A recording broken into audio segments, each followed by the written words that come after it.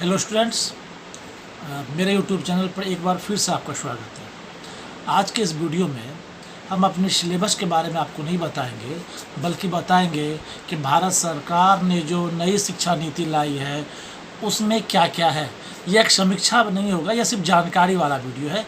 हम इस पर कोई समीक्षा नहीं कर रहे हैं कि पुराने सिलेबस में नए सिलेबस में क्या अंतर है और कौन सा बेहतर है या कौन सा बुरा सिलेबस है। हम इसके बारे में नहीं बता रहे हैं, यह आपको खुद समझना है बेहतर क्या है बुरा क्या है। हम सिर्फ ये जानकारी दे रहे हैं कि नए सिलेबस के आधार पर स्टूडेंट को किस तरह से पढ़ना है।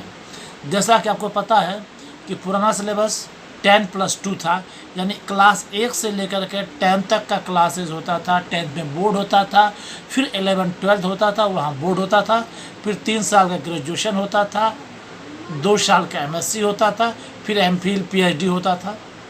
उस पूरे सिस्टम को इस बार सरकार ने बदल दिया है। सरकार इस बार लाया है 5+3+3+4+4+1। वहाँ जो लास्ट 4 है वह 4 नहीं है, वो 1 2 3 4 है। वो कुछ इस तरह से है, यानी कि आप कह सकते हैं 5+3+3+4+1 2 3 4+1। अब ये 1 2 3 4+1 क्या है, ये हम इसकी जानकारी आपको देते जाएंगे जैसे जैसे हम आगे बढ़ते जाएंगे। शुरुआत करते हैं कि हमारा स्कूलिंग सिस्टम में क्या बदलाव आया है। शुरुआत वहीं से हुई है। हमारा स्कूलिंग सिस्टम में अगले कुछ सालों में आप व्यापक बदलाव देखिएगा। बिल्कुल चेंजेज हो चुका है। जो अभी का पैटर्न है उससे बिल्कुल हट के पैटर्न है। पहले हमारा स्कूलिंग जो शुरू होता था वह क्लास 1 से शुरू होता था, और जिसको मॉन्टेसरी कहते थे, आंगनबाड़ी सेंटर कहते थे, उसको स्कूलिंग सिस्टम से बाहर कर दिया गया था। वहाँ बच्चों को सिर्फ और सिर्फ एक तरह से खिलाना, खेल के दौरान कुछ कुछ ज्ञान देना की बात की जाती थी। प्राइवेट स्कूलों में चल रहा था, प्राइवेट स्कूल्स आपको मॉन्टेसरी क्लासेस के नाम से क्लासेस चला रहे थे जो 3 साल की उम्र में एडमिशन लेता था। लेकिन जो गवर्नमेंट स्कूल थी या जो NCERT का सिलेबस था उसके अनुसार 3 साल से 5 साल के बच्चों को कोई एजुकेशन सिस्टम में जगह नहीं था, उसे आप आंगनबाड़ी में पढ़ाइएगा। इस बार यानी कि मॉन्टेसरी सेंटर यानी कि आंगनबाड़ी केंद्र को भी स्कूलिंग सिस्टम का अंग घोषित कर दिया गया है। यानी कि जो पहला 5 साल है बच्चों का, जहां बच्चे 3 साल से लेकर के 8 साल तक के बच्चे पढ़ेंगे, उसमें 3 साल आंगनबाड़ी केंद्र में पढ़ाई होगा और 2 साल क्लास 1 और क्लास 2 होगा। यानी कि इस बार जो आंगनबाड़ी है वह भी स्कूलिंग सिस्टम का ही हिस्सा होगा, और उसके लिए भी सिलेबस निर्धारित होंगे जो एक्टिविटी बेस्ड होंगे। नया पाठ्यक्रम उसके लिए तैयार किया जाएगा। अभी उसके लिए कोई पाठ्यक्रम बना नहीं है, इसके लिए नए पाठ्यक्रम की तैयारी शुरू हो गई है। कमेटी बैठेगी और नया पाठ्यक्रम बनाएगा जो अगले 1 1.5 साल में आपको दिखेगा। हो सकता है अगले सेशन से दिखे या उसके अगले सेशन से दिखे, यानी अगले सेशन या उसके अगले सेशन तक में आपको लागू होते हुए दिखाई पड़ेगा, जो कि प्रथम 5 साल के लिए है। इसको प्रवेशिका या फाउंडेशन स्टेज कहा गया है। यानी कि प्रथम 5 साल फाउंडेशन स्टेज में होगा, उसमें 3 साल आंगनबाड़ी में और 2 साल स्कूल के क्लास 1 और क्लास 2 होगा। उसके बाद प्रिपरेटरी स्टेज आएगा जो कक्षा 3 से शुरू होकर के कक्षा 5 तक के लिए होगा। क्लास 3 से क्लास 5 तक होगा। यहाँ पर आपको विज्ञान, गणित, कला की पढ़ाई की जाएगी। साथ ही साथ आपको लैंग्वेज दिया जाएगा। आप यहाँ से ही संस्कृत लैंग्वेज से पढ़ सकते हैं। आपको अभी ही संस्कृत लैंग्वेज लेने की आज़ादी होगी, लेकिन सिलेबस जो है पूर्ण रूप से मातृभाषा में होगी। हालांकि भाषा इस बार कहीं भी जोर नहीं दिया गया है कि आप इसी भाषा में पढ़िए, लेकिन या इस भाषा को पढ़ना अनिवार्य है, ऐसा कुछ नहीं कहा गया है। आप भाषा चुन सकते हैं, लेकिन इसमें संस्कृत के बारे में उसमें साफ साफ लिखा हुआ है कि संस्कृत भी इंक्लूड कर सकते हैं। यानी क्लास 2 से ही आप, यानी क्लास 3 से आप संस्कृत पढ़ सकते हैं, जो कि पहले 5 से शुरू होता, 5 के बाद 6 से शुरू होता था, उसको 3 से कर दिया गया है। यहाँ पर गणित की भी पढ़ाई होगी, विज्ञान की भी पढ़ाई होगी और कला की भी पढ़ाई होगी। यह क्लास 3 से 5 तक के लिए होगा। ये पहला 3 यानी 5 के बाद फर्स्ट 3। उसके बाद आएगा मिडिल स्टेज, जिसको लोग प्री सेकेंडरी कहते हैं। उसमें जो है कक्षा 6 से लेकर कक्षा 8 तक होगी, 6 से 8 तक की पढ़ाई होगी। 11 से 14 साल तक के बच्चों का एडमिशन होगा यहाँ पर।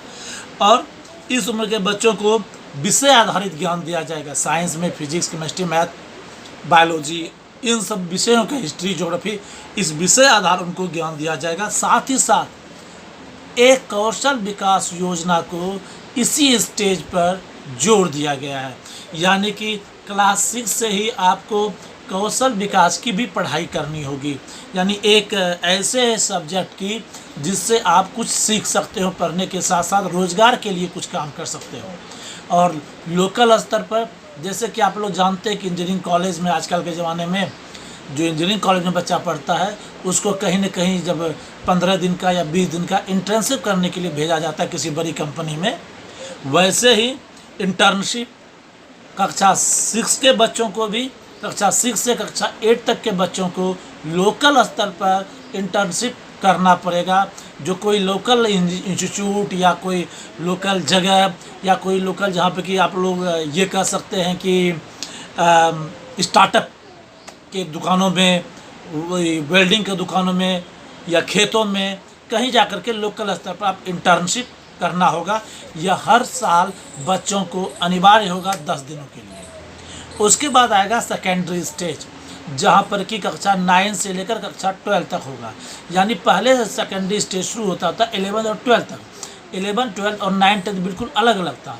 10th तक में आता था 1 to 10। यहाँ पर यह लास्ट 4 स्टेज है, जो 4 ईयर है स्कूलिंग सिस्टम का, उसमें है कि कक्षा 9 से 12 तक की पढ़ाई होगी। और उसमें जो है आपको 2 पार्ट में बांट दिया गया है, एक 10th बोर्ड, दूसरा 12th बोर्ड। यहाँ आप ध्यान रखिएगा 10th बोर्ड और 12th बोर्ड अब भी है, इस सिस्टम में भी 10th बोर्ड और 12th बोर्ड की परीक्षा होगी, लेकिन इस बार 9th में ही आपको विषय चुनने की आज़ादी होगी। यानी अब आर्ट्स लेना चाहते हैं, साइंस लेना चाहते हैं, कॉमर्स लेना चाहते हैं, यह डिसाइड आप 9th में ही कर लें। अब 9th में history, civics, economics, physics, chemistry, math, biology, सारे सब्जेक्ट को पढ़ने की ज़रूरत नहीं है। यह आपके सिलेबस को इजी करने के लिए दिया गया है। अब इसका मेरिट डिमेरिट वह अलग विषय है, यह एजुकेशनल वीडियो है, यहाँ पर सिर्फ जानकारी दे रहे हैं। तो इसमें हम सिर्फ ये बता रहे हैं कि 9th से ही आपको सब्जेक्ट चुनना होगा और उस सब्जेक्ट के आधार पर ही आपको आगे पढ़ाई होगी। यानी कि अब आपको जो है 9th में सारे सब्जेक्ट को नहीं पढ़ना है। यहाँ पर ध्यान रखिएगा 6 से ही शुरू हो जाएगा, यानी कि लास्ट 3 और 4 में आपको शुरू हो जाएगा त्रिस्तरीय लैंग्वेज, जहाँ पर कि आप 3 तरह के लैंग्वेज को यूज़ कर सकते हैं। संस्कृत आप 5 से भी ले सकते हैं, आप 4 में भी ले सकते हैं। इसके अलावा एक विदेशी भाषा भी सीख सकते हैं, मातृभाषा भी साथ ले सकते हैं। पढ़ाई के लिए किसी भी भाषा का अनिवार्यता नहीं है, अब आप किसी भी लैंग्वेज में पढ़ सकते हैं। लेकिन सरकार का यानी नई शिक्षा नीति का कहना है कि अधिक से अधिक मातृभाषा में पढ़ाया जाए, स्टूडेंट को अधिक से अधिक मातृभाषा में ही ज्ञान दिया जाएगा। साल में हर साल 2 बार एग्ज़ाम लिया जाएगा, कक्षा 3, 5 और 8 में भी एग्ज़ाम होगा। कक्षा 1-2 में इंटरनल एग्ज़ाम होगा, जो कि जैसे सीसी पैटर्न में पिछले सरकार में जो थे मानव संसाधन विकास मंत्री अर्जुन सिंह जब थे मानव संसाधन विकास मंत्री, तो उन्होंने जो सीसी पैटर्न लागू किया था, तो कक्षा मॉन्टेसरी से लेकर कक्षा 2 तक आपको सीसी पैटर्न के द्वारा ग्रेडिंग दिया जाएगा और आपको अगले क्लास में भेजी जाएगी। लेकिन कक्षा 3 में, 3rd में आपको एग्ज़ाम देना पड़ेगा। फिर 4th क्लास में आप इंटरनल एग्ज़ाम या इंटरनल एवेल्यूएशन मेथड से आपको 4 से 5 में भेज दिया जाएगा। ठीक है, पहला मॉन्टेसरी से 3 तक आपको कोई एग्ज़ाम नहीं देना है, 3 में आपका एग्ज़ाम होगा। उसके बाद आपको फिर अगले क्लास 4 में एडमिशन लेना है, 4 में भी कोई एग्ज़ाम नहीं है। फिर 5th क्लास में एडमिशन मिलेगा, 5th में फिर से आपको एग्ज़ाम देना पड़ेगा। और उसके बाद फिर 8 में, यानी हर स्तर पर, यानी पहला 5 साल के बाद फिर 3 साल पर, फिर अगले 3 साल पर, फिर 4 साल में, जो लास्ट 4 उसमें 2 बार, इस तरह से आपको एग्ज़ाम होगा। यानी पहला एग्ज़ाम आपको क्लास 3 में देना है, दूसरा क्लास 5 में, तीसरा क्लास 8 में, फिर 10th और 12th में। इसके बाद आपका जो रिपोर्ट कार्ड आने वाला है, जो भविष्य में रिपोर्ट कार्ड बनेगा, रिपोर्ट कार्ड पर भी जो मार्किंग का स्कीम है यह 3 स्तर का होगा। अब स्टूडेंट का एवेल्यूएशन 3 स्तर पर होगा।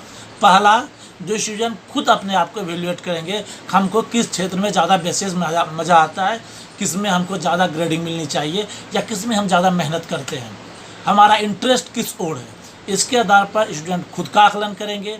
उसके बाद उनके सहपाठी, सहयोगी यानी क्लासमेट उनका एवेल्यूएशन करके मार्क्स देंगे, और तीसरा टीचर। ये 3 पार्ट में उनका मार्कशीट पर रिजल्ट आएगा। उसके बाद आ जाता है कि 5वीं में मातृभाषा की पढ़ाई होगा। ग्रेजुएशन जो है उसके बाद वह 3 या 4 साल का होगा। याद रखिएगा, यहाँ पर ग्रेजुएशन को जो है वह 3 या 4 साल पर कर दिया गया है। दोनों तरह का है, 3 साल और 4 साल। 3 साल का ग्रेजुएशन उनके लिए है जो आगे पढ़ाई नहीं करना चाहते हैं। जो आगे पढ़ाई करना चाहते हैं उनको 4 साल का ग्रेजुएशन करना पड़ेगा। यानी पहले जो पास कोर्स और ऑनर्स होता था उसके जगह पर 3 साल और 4 साल कर दिया गया। ऑनर्स के लिए 1 साल एक्स्ट्रा है। आप इस दौरान, ग्रेजुएशन के दौरान, किसी भी स्टेज पर कॉलेज छोड़ सकते हैं। उसके लिए अलग अलग सर्टिफिकेट मिलेंगे। जैसा कि पहले नहीं होता था। पहला है कि या तो आप ग्रेजुएट हैं या ग्रेजुएट नहीं है। फर्स्ट ईयर, सेकेंड ईयर पढ़ लिए, थर्ड ईयर छोड़ दिए हैं, आपको ग्रेजुएशन का सर्टिफिकेट नहीं मिलेगा। लेकिन अब वैसा नहीं है। अब पहला 3 साल के दौरान अगर पहला साल फर्स्ट ईयर कंप्लीट करके छोड़ देते हैं ग्रेजुएशन की पढ़ाई तो आपको सर्टिफिकेट दिया जाएगा फर्स्ट ईयर का। और फिर अगर सेकेंड ईयर भी आप कंप्लीट कर लेते हैं तो, और थर्ड ईयर में एडमिशन नहीं लेते या थर्ड ईयर छोड़ देते हैं, तो आपको 2 साल का डिप्लोमा मिलेगा। ठीक है, पहला साल में आपको सर्टिफिकेट मिलेगी, सर्टिफिकेट ईयर कहलाता है। सेकेंड ईयर 2 साल को हम लोग इस बोर्ड ने या नए शिक्षा नीति ने डिप्लोमा ईयर कहा है। थर्ड ईयर में आपको डिग्री मिलेगी। यानी फर्स्ट ईयर पास करते हैं तो सर्टिफिकेट कोर्स करिए, 2 साल पास किए, सेकेंड ईयर भी पास कर गए तो डिप्लोमा कर गए, थर्ड साल पास कर गए तो आपको डिग्री मिल गई। फोर्थ ईयर उन्हीं लोगों के लिए है जो आगे स्टडी करना चाहते हैं, आगे पढ़ाई जारी रखना चाहते हैं। अगर आप आगे पढ़ना नहीं चाहते तो आपको फोर्थ ईयर की ज़रूरत नहीं है। इसके बाद अगर आप आगे पढ़ाई जारी रखना चाहते हैं तो आपको ग्रेजुएशन का 4th ईयर भी कंप्लीट करना पड़ेगा। ग्रेजुएशन के 4th ईयर को कंप्लीट करने के बाद आपको 1 साल का MA करना पड़ेगा, या MSc या MCOM जो भी करना हो, 1 साल का मास्टर डिग्री करना पड़ेगा। मास्टर डिग्री का कोर्स 1 साल का कर दिया गया है और उसी के 1 साल को ग्रेजुएशन में जोड़ दिया गया है। यानी 4th ईयर ग्रेजुएशन कंप्लीट करने के बाद आप MSc कीजिएगा। उसके बाद MPhil को हटा दिया गया है। अब MPhil करने की ज़रूरत समाप्त कर दी गई है। MPhil नामक डिग्री अब नहीं है। इसके बाद सीधा सीधी आप PhD में एडमिशन करा सकते हैं और PhD कर सकते हैं। इसी के साथ साथ जैसा कि आप लोग एडुकेशनिस्ट हैं, पढ़ाई लिखाई करते हैं, तो आपको पता होगा अभी हमारे देश में 3 तरह की व्यवस्था है, UGC, NCETE, AICTE। इन सभी को समाप्त कर दिया जाएगा और एक नियामक बोर्ड बनाया जाएगा। यानी जो 3 तरह के बोर्ड सिस्टम था इसको हटा करके एक नियामक बोर्ड बनाया जाएगा जिसमें कि सारे कॉलेजों को रजिस्टर्ड किया जाएगा। अब कॉलेज पिछले जो सिस्टम के कॉलेज थे उससे ज़्यादा स्वायत्त होंगे। यानी उनको यूनिवर्सिटी पर अब डिपेंडेंसी समाप्त कर दी जाएगी। उन्हें अब यूनिवर्सिटी से रजिस्टर कराने के लिए की ज़रूरत नहीं होगा, जो अगले 10-15 साल के बाद यह क्लियर होगा। ये लंबे पीरियड के लिए है कि धीरे धीरे जो कॉलेजेस हैं वह इंडिपेंडेंट हो जाएगा।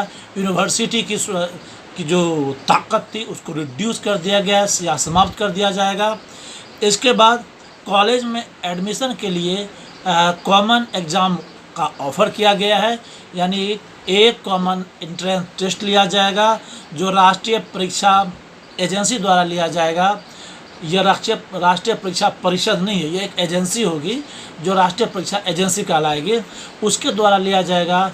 कॉलेजों को इससे छूट है कि आप उस रिजल्ट के आधार पर एडमिशन लें या आप डायरेक्ट एडमिशन ले सकते हैं, या डिपेंड करता है आप पर आप किस तरह से लिया जाएगा। और साथ ही साथ उच्च शिक्षण संस्थाएं जो है इंजीनियरिंग कॉलेज, मेडिकल कॉलेज, अब उनको मंजूरी लेने के लिए केंद्रीय, राज्य या प्राइवेट यूनिवर्सिटी से अलग अलग मान्यता लेने की ज़रूरत नहीं है। वह स्वघोषित रूप से अपनी घोषणा करके मंजूरी ले सकते हैं। उन्हें अलग से किसी यूनिवर्सिटी से संबद्धता लेकर के फिर से यूजीसी से या एनसीईटी से या एआईसीटीई से जो मान्यता लेने का सिस्टम था उसको हटा दिया गया है। वह स्वघोषित हो सकते हैं, अपने आप से वह मान्यता ले सकते हैं। केंद्रीय विद्यालय, राज्य विद्यालय, प्राइवेट विद्यालय, इन लोगों को की जो इस तरह की जो संस्थाएं थी इनको अब समाप्त कर दिया जाएगा। इसके अलावा जो नई शिक्षा नीति का अभी जो एक प्रारूप है, इसके अनुसार नए सिस्टम ऑफ एजुकेशन को प्रमोट किया जाएगा, यानी कि वर्चुअल क्लासेस, ऑनलाइन शिक्षा, digital library, digital lab, laboratory, digital संसाधन की व्यवस्था की जाएगी।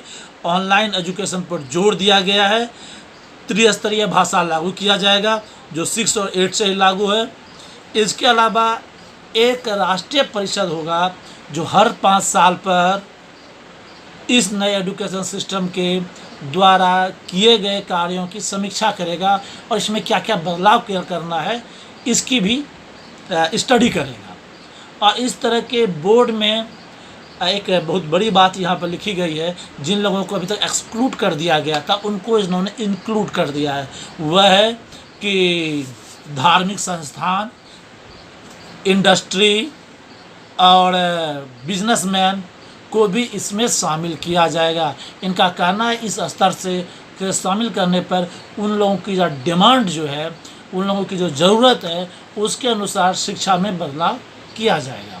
ये मूल अंतर है जो पुराने शिक्षा पद्धति है और नए शिक्षा पद्धति में है। इसके अलावा भी इस नए शिक्षा पद्धति को हमेशा रोजगारोन्मुख बनाया जाएगा, यानी कि अधिक से अधिक कोशिश की जाएगी कि आप किसी स्किल्ड से एक्सपर्ट हो जाइए। यानी कि अब जो अलग से स्किल्ड प्राप्त करना पड़ता था, यानी शिक्षा को जो है स्किल से अलग रखा जाता था। स्किल के लिए आपको आईटीआई करना होगा या इंजीनियरिंग करना होगा, उससे हटा करके अब आप सीधे सीधे स्किल्ड पर्सन बन के ही बाहर निकलिएगा यूनिवर्सिटी से या स्कूल से या कॉलेज से। यानी आप पहले से ही मार्केट के ज़रूरत के अनुसार तैयार मटेरियल बन के आइएगा। यह नई एजुकेशन सिस्टम की बेसिक जानकारी है। इसमें ध्यान देने की बात है कि सिलेबस अभी इसका नहीं बना है, सिलेबस बनेगा, उसके अनुसार बुक छपेगा, फिर यह लागू होगा। तो यह अगले 2-4 महीना में या अगले सेशन में लागू हो जाए यह ज़रूरी नहीं है। इसमें भी समय है, कुछ समय है जिसके बाद यह लागू किया जाएगा। लेकिन तत्काल आपको यह जानकारी होनी चाहिए कि एजुकेशन सिस्टम किस तरह से काम करेगा। अब यहाँ पर आप इसके लिए कई तरह की बातें हो रही है, जिसमें कि हो रही है कि इकोनॉमिकल आज़ादी दी जाएगी, आर्थिक आज़ादी दी जाएगी। यानी कॉलेज, स्कूल या हायर एजुकेशन सिस्टम हो या लोअर एजुकेशन सिस्टम हो, इसको यह आज़ादी दिया जाएगा कि आप अपनी आमदनी का मैक्सिमम खुद से उपार्जित कर लें। और इसके लिए कॉलेज और यूनिवर्सिटी को एक सलाह दी जा रही है कि आप इसके लिए क्या क्या उपाय कर सकते हैं, किस तरह से खुद के लिए आमदनी उपार्जित कर सकते हैं, इस पर लगातार ध्यान दीजिए। खुद के संसाधन को किस तरह से खुद से ही तैयार कर सकते हैं। एक और अच्छी बात है इसमें कि अब पारा टीचर, कॉन्ट्रैक्ट टीचर और परमानेंट टीचर नामक 3 तरह के टीचर नहीं होंगे। अब सब के सब परमानेंट टीचर होंगे, जो किसी सिस्टम में एक बार ज्वाइन करते हैं तो वो पूरे लाइफ पीरियड तक बने रहेंगे। अब उनका सर्विस बुक में क्या होता है वह अलग विषय है, वो एडुकेशनिस्ट के लिए है, वो अपना टीचर समझेंगे। विद्यार्थी के लिए सिर्फ इतना ही जरूरी है जानकारी है कि आपको अलग से सिस्टम नहीं दिया जा रहा है, सारे सिस्टम को एक नए पैटर्न में ढाला जा रहा है। और इसमें यह याद रखिएगा कि डिजिटलाइजेशन को बहुत ज़्यादा बढ़ावा दिया गया है। वर्चुअल क्लासेस को बढ़ावा दिया गया है, ऑनलाइन एजुकेशन को बढ़ावा दिया गया है। यानी भविष्य जो कोरोना काल में आप देख रहे हैं अभी हमारे एजुकेशन सिस्टम का हाल, यह धीरे धीरे परमानेंट की ओर जाना है। हम परमानेंट रूप से डिजिटल एजुकेशन सिस्टम की ओर जा रहे हैं। यह जानकारी है और हम कोशिश करेंगे कि इस ग्रुप में तो नहीं, हमारा जो दूसरा यूट्यूब चैनल है उस पर इस एजुकेशन सिस्टम की समीक्षा भी डालें। इस पर हम सिर्फ एजुकेशन के लिए चलाते हैं, तो सिर्फ जानकारी है जिसके आधार पे आप अपना अनुमान लगा सकते हैं। और यह जानकारी बेसिक जानकारी है, चूँकि अभी इसका प्रस्तावना पास हुआ है, इस पर अभी डिटेल में काम करना काफ़ी बचा हुआ है सरकार के द्वारा भी। और जैसे जैसा काम होता है हम आपको लगातार इसकी जानकारी अपडेट करते रहेंगे। धन्यवाद।